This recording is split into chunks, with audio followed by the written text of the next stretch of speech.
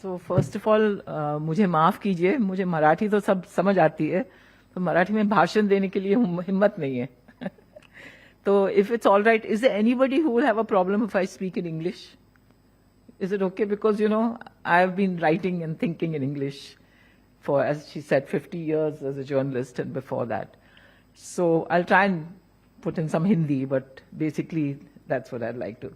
So I wish Supriya Sule was still here, because before I start, let me just explain to especially the younger people here that being a feminist or wanting equality does not mean you're against men. That's never been an issue, right?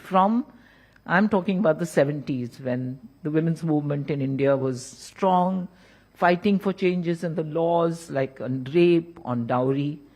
It was not anti-men. So let's be clear about that. When we talk about equality, we are talking about social justice, okay? If half your population in a country suffers only because of the fact of their gender, then there is a very real problem, right? So whether we are men or women, we have to fight for that change. So feminists are not only women, men are also feminists, meaning you want a society where there is equality irrespective of your caste or your religion or your gender or your class, any of these things. That is the society we all long for, and that is the reason some of us in the 70s felt that we related to the women who were raising these issues, and associated with them. So I want to make that very clear, because I think it's often forgotten by people who are already privileged, like me, that, it's not an issue. You can say, because of my class or because I come from an English-speaking background, gender is not an issue. Maybe it's not an issue for you. If you're a woman politician, if you're a CEO of a company, maybe not. But it is an issue. If you're just joining journalism, if you've come from a background, where you don't have any privileges, this is your first job, this is a job on which you depend, or your family depends, then if you're discriminated just because you happen to be a woman, then it is a problem. And that is the reality. So let's forget, I personally think, let's put aside all this thing of, those who are fighting for gender equality are anti-men, or we are not women journalists. Of course we are women journalists, and we are proud of it. And some of the best journalists in India today are women journalists. And I'll tell you why I emphasize this. Because as women in journalism, we have had to fight harder to prove ourselves. We have had to work much harder than the men to prove that we are equal. Now, that is not correct. It should not be. I mean, as Rai was saying, we are all there as journalists. We should not be treated that way. But the reality, in my own experience, is that we've had to work very hard to even get to the same level. And even then, I'll tell you this from my experience in English journalism, you work damn hard, you work many years, you cover all kinds of subjects. And then a young man who has the right connections, who's had the right kind of education, maybe abroad, will come laterally like that and become the editor. Right? So, I mean, this is an injustice not just to the women who worked hard, but also to the men. So those are the realities of class, of caste. Some years ago, there was a survey done of caste in the Indian media. And it was found that actually all the top positions were by the upper caste.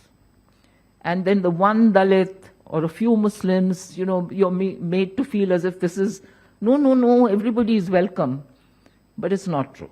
And I don't think it's true even today, frankly, though these kind of surveys should be done for us to do a reality check.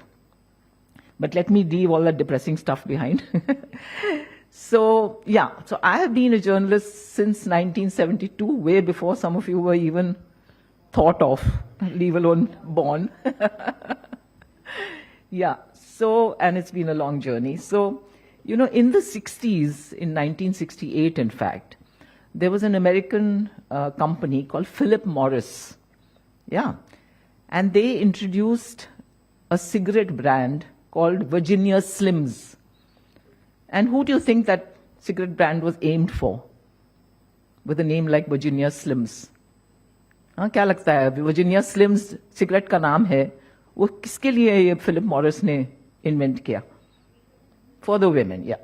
And then the tagline of that ad, which they had a woman smoking Virginia Slims, was, "You've come a long way, baby." Now, in this day and age, that would never pass, right? No ad agency would ever dare have a tagline like that for a product which they're aiming at women, leave alone awareness about the harm that cigarettes do. But to me, it seems, of course, women in journalism have come a long way from when I started, you know. So when I started, I was very lucky because I started with a very small weekly newspaper, magazine, called Himmat Weekly, which was founded by Rajmohan Gandhi. And those of us who were there, we were very small staff. So there was no question, first of all, like this, you know, whether we were men or women, it didn't matter. Everybody had to do everything. So whatever had to be reported for that week's issue was divided up amongst who was there, whoever was willing to do it. So it could be sport, it could be a civic issues, it could be a political issue, it could be writing some analysis on foreign affairs. In my case, I also ended up doing editorials. Plus, you had to learn how to do page layouts. You had to learn how to proofread. Now, again, your generation doesn't even know what is proofreading because you have autocorrect, right? But in our time, we had to take notes by hand because there was no question of tape recorders. You came home, you typed your copy in several copies. Then it was sent to somebody who edited it. Then you got it back and you had to retype it yourself. Then it was sent to the press where somebody else would type it in. And then you had to go there to the press to make sure that what was typed was correct. And correct it there, sitting in the press. And we used to have what were called galley proofs, which is basically newsprint, which would be pressed on the type with black ink. And it would come out and it would still be wet because they had to make the newsprint wet. And that is what you corrected. So when you finished, your arms were full of black ink because you had been correcting. Those were the joys of those days. And you had to learn how to do layouts. So you had to learn, in those days, again, everything was physical, no computers. So you were given a photograph. You had to learn how to what is called crop it. Okay, now, of course, crop is also something you can just do on your phone, correct? But those days, you had to actually stick a tape around the photograph, measure, and see whether it would fit one column or two columns or three columns, and accordingly crop it. But it was the best school of journalism because literally you learned everything. I mean, I'm very glad I had that time. And shortly after I joined, of course, Mrs. Gandhi decided to declare a state of emergency.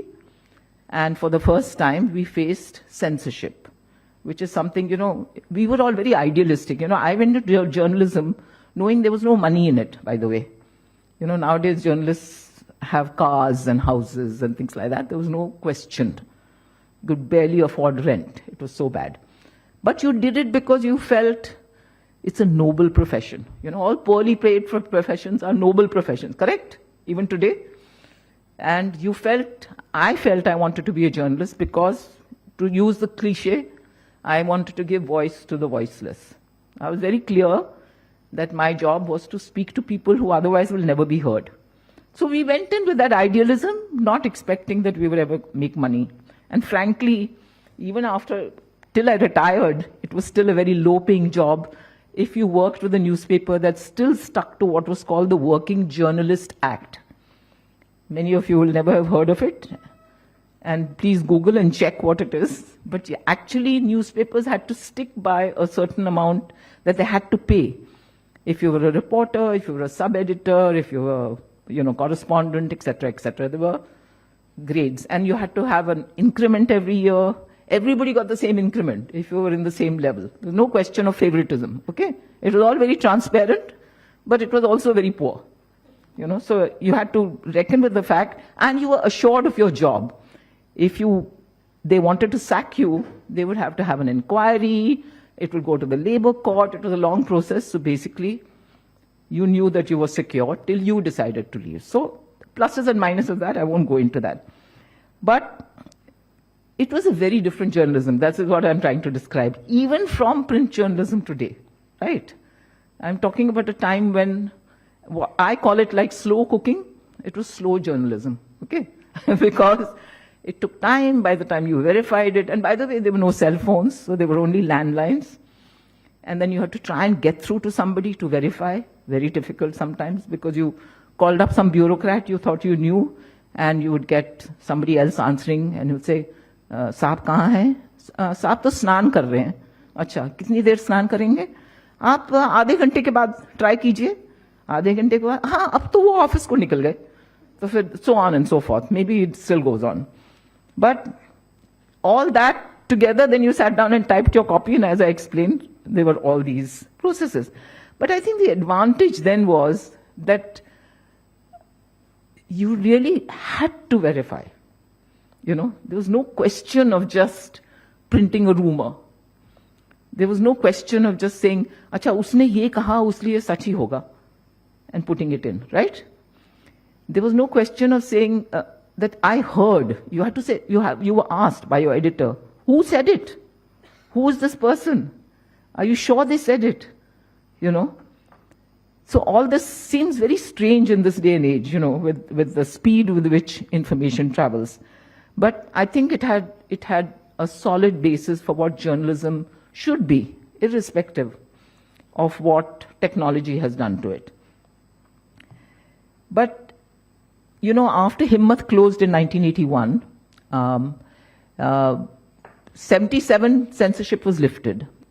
And I would say from 77 till about 87 or maybe up to 90, if any of you are interested in research about Indian media, please look at newspapers and magazines of that period. It was like suddenly Indian journalism had come alive.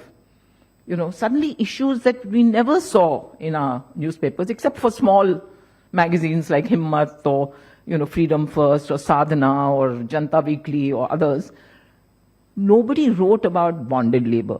Nobody wrote about human rights violations.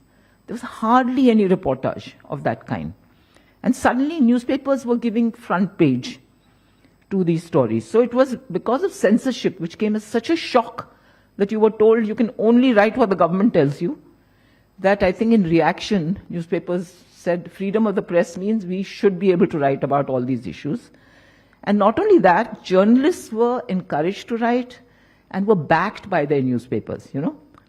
You were given the money to travel, to take time, to look at issues, because you can't do these sitting in on the desk and just picking up the phone. You have to actually go to places. So for me, that was the golden period of journalism. But unfortunately at that time, because there was so much in the market, small magazines like Himmat couldn't survive. There was no money. So it closed, but it released all of us then to go into other newspapers. So to come to this issue of gender, while in Himmat, I never thought of myself as woman journalist. When I joined Indian Express after Himmat closed, I was taken in as an assistant editor by Mr. B.G. Verghese, who was then the editor. And I was very surprised that a male colleague of mine said to me, Acha, so who are your connections? I said, what connections? He said, yeah, you know, you're the only woman assistant editor. So I said, so? So he said, so, I mean, did you know somebody, do you know Ramnath ji, or do you know somebody else? Ramnath ji is proprietor of Indian Express. I said, no. I said, I was invited by Mr. Verghese, who knows my work with Himmat, to join Indian Express. But he could not believe it. So when I say gender, if I'd been a man who'd been taken as an assistant editor, would I have been asked this? No.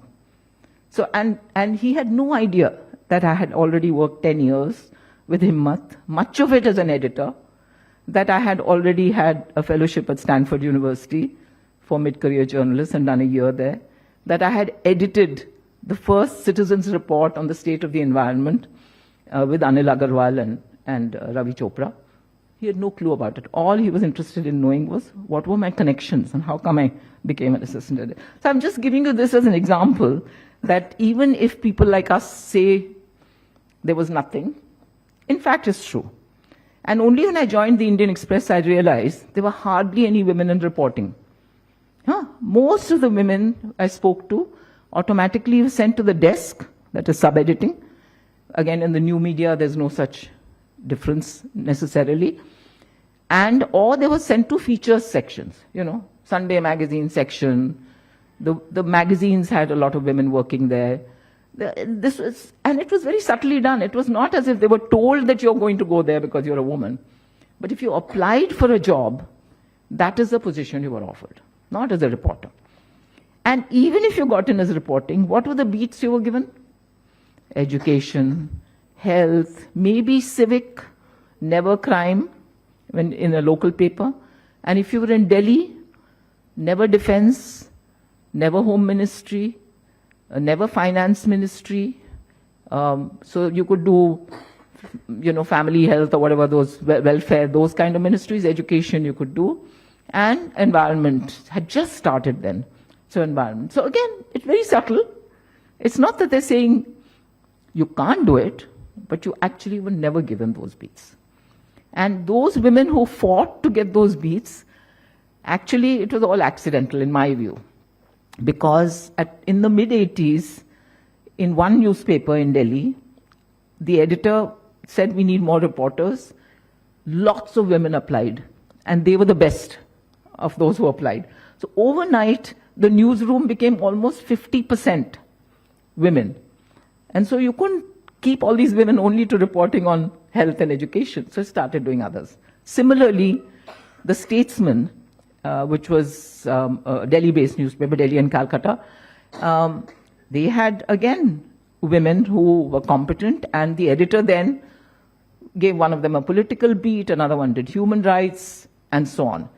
And then the Telegraph, which is still there, but only in Calcutta now, had a bureau in Delhi, because they started working.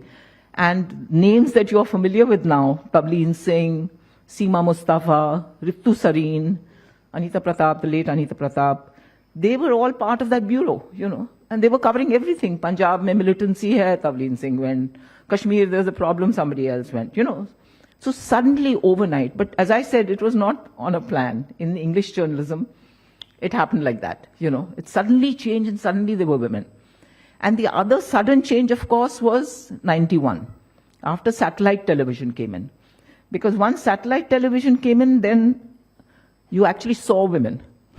So I must tell you this little story about how as print journalists, even our names are not recognized. I can say, hello, I'm Kalpana Sharma. Nobody will know, because they may not have read the particular paper I was writing for. They certainly don't know my face. But if I do one television appearance, all that changes. So the TV journalists, of course, had a huge profile. So, I've been writing on very boring, non-sexy subjects, like, as I said, environment, health, women's rights, human rights, vagara, vagara. And also I did quite a bit of work on nuclear energy and the hazards of nuclear energy. So I went to a meeting once where there were mainly men. There were a few of us who were women. So when I introduced myself, I said, I'm Kalpana Sharma from the Hindu. I was working in the Hindu then. So an elderly gent sitting next to me turns around to me and said, no, you can't be Kalpana Sharma. I said, hello, excuse me, I am. He said, no, she's much older. First of all, he had no idea how old I was. Secondly, the belief that a woman cannot write about these serious subjects, like the hazards of nuclear energy. These are the subtle, as I said, things that go on in English language journalism, which, we don't talk about because we have to get on with our jobs. But to say that it isn't there, is not true. But for us as journalists, when many of us women journalists decided we would try and form a network, which was in the early 2000s, that is when we realized that, those of us who are in English language journalism are privileged. Because many of us come from privileged backgrounds. Even when we joined our newspapers, many of us had better education than than our male colleagues. And therefore, we had an advantage over them. But when we started talking to women journalists working in, say, Telugu newspapers or other newspapers, we found that the situation there was horrific. Women journalists were not even designated as journalists in their appointments. They were stenographer, because they didn't want to pay them under the Working Journalists Act.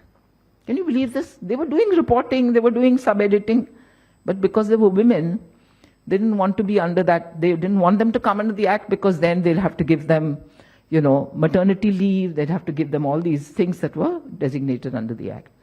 So, and there were very few women there. So for them, reporting was like a dream. There was no chance of being reporters, Basically, they were stuck at the desk. So that is when many of us realized, who were pushing for solidarity amongst women journalists, that it's a very uneven playing field, And that just because we're based in a metro city like Bombay or Delhi, we shouldn't assume that that is the reality for all women journalists. But as I was saying earlier, I think the other major change was television, and certainly it was a welcome change, because I think it gave many young women a chance to be out there, to be reporters, to be anchors. And each of them has stories of the kind of struggles they faced while going out in the field. When we went out in the field again, frankly, I never even thought of danger. We used to just, if your newspaper was willing to hire a car, you hired a car. You went out, you did your story. We used to stay in dark bungalows because our newspapers could never afford to pay for hotels. In any case, hotels were quite seedy in some of the places one went to, so you didn't. Toilets was always a big issue because you had to use the toilets in the ST stations. You just didn't have toilets for women, when you traveled. I can remember covering one Maharashtra election where literally I sipped water and ate glucose biscuits for the whole journey through Marathwada because I knew I would not be able to stop anywhere to use a toilet, So, why does it happen? It is a gender issue, Sanitation is a gender issue. Let's face it. It's not gender neutral, Men have no problem. They can pee wherever they like. Women cannot. So, it is a gender issue. So, let's not even discuss that. So, with television, as I said, things changed, but yeah.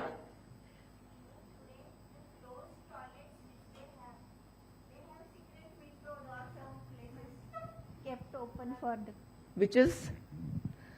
Hello? Yeah. Even today, the toilets, public toilets or whichever facilities are available, I've got some secret windows which are open or some door hole. Really? Gosh. Yeah. So you don't feel secure to use that toilet also. Yeah. This I observed in near that ISKCON temple, Juhu Beach, that toilet. I myself observed that there were some workers outside. Wow. Yeah. So see, the thing is, I'm talking about the past, but it is very much it is present a reality in the present. So I think that is something that is certainly to be discussed, And I think the other thing is that even today, you talk to senior journalists who are in Delhi who will say, of course, there's no problem. Senior women journalists, I'm talking. Yet, if you say to them that how come when the Taliban foreign minister came to India recently, only male journalists went in? So initially they'll say, no, it was just, they had a list and blah, blah, blah. But later on, if you talk to some of them who are willing to be frank about it, they'll say, of course, there's this coterie of male journalists who cover external affairs, and they spread the word amongst themselves about this, and they make sure. And none of them protested. None of those men protested that this is a press conference, and there are senior women who are also covering external affairs, and yet none of them protested. And this has happened, a month ago? So that's what I'm saying. These are all reality checks of the way things work on the ground. But I don't want to give you too much of this because I don't want to discourage the young people who are considering going into journalism. I was very encouraged to know that many of you are thinking of journalism because not long ago I spoke to a class at Sophia College here in Bombay of the BMM course. There were 35, mainly women, some men. And I asked them at the beginning of when I was speaking, I said, tell me how many of you want to be journalists? Can you guess how many people put up their hands?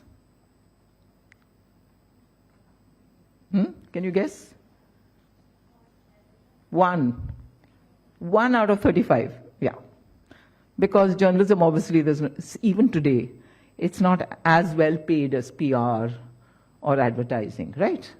So I'm not blaming anyone, but all I'm saying is it's not a very attractive profession today.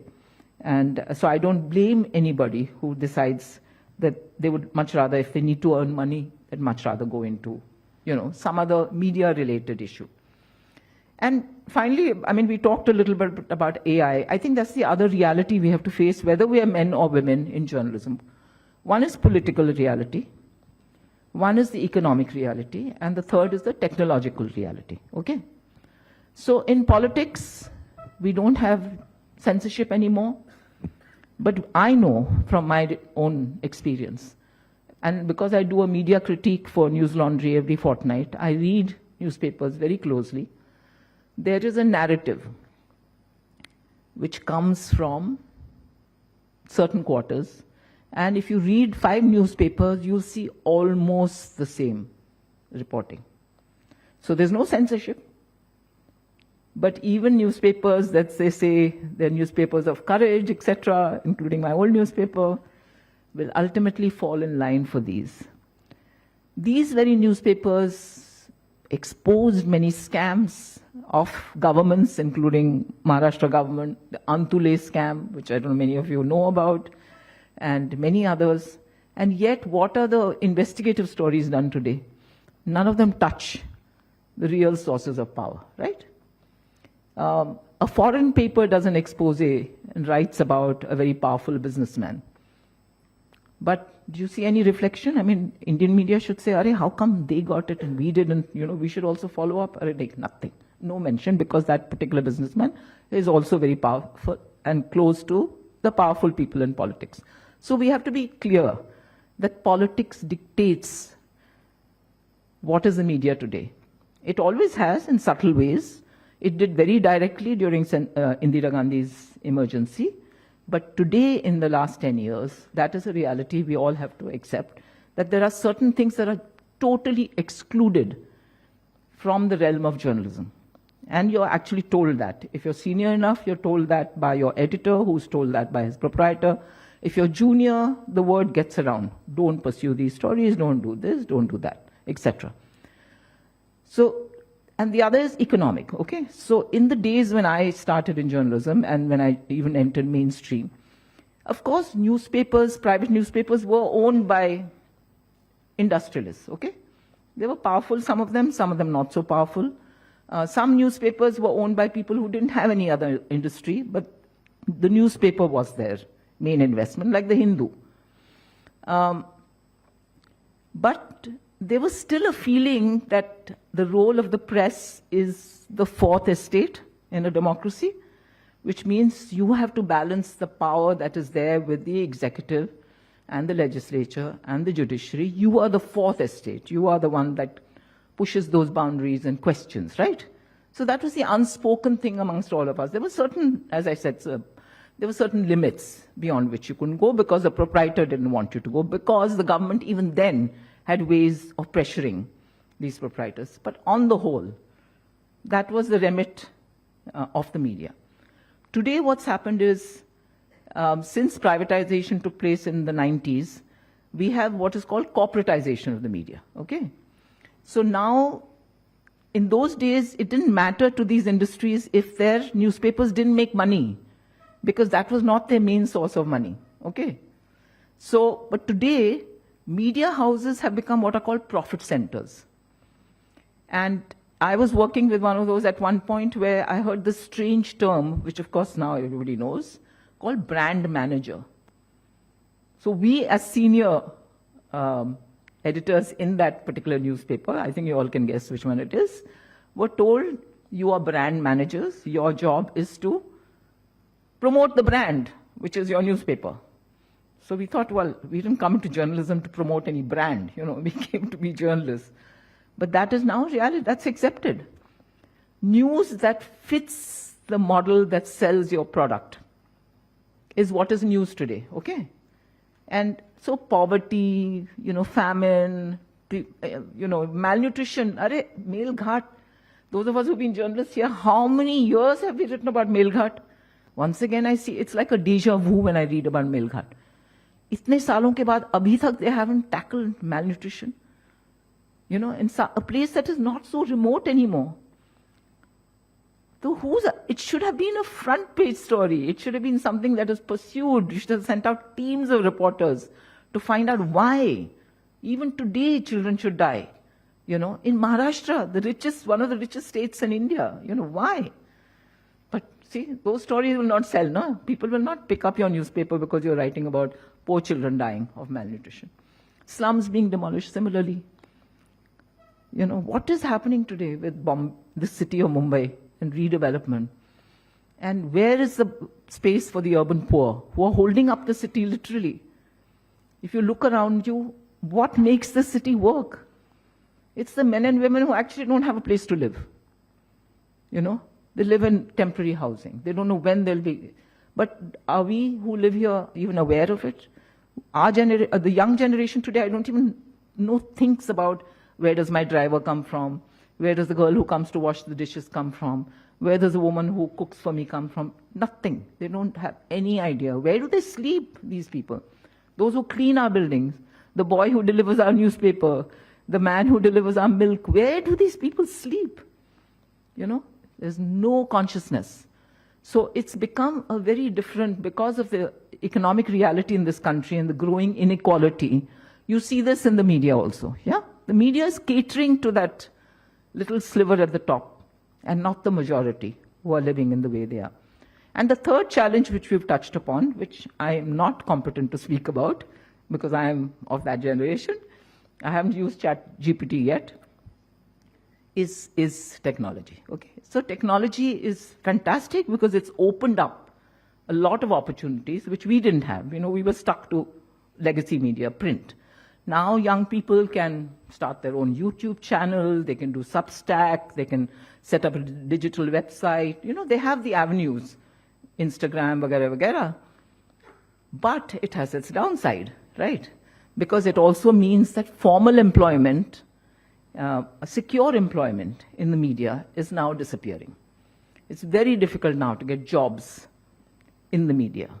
So you have to become not only a journalist, but also an entrepreneur, literally, You have to learn how to sell what you're giving out. So I'm full of admiration for those who are doing this. Frankly, I would not be able to do it. I'm too old school to be able to sell even books that I write. I don't know how to do it.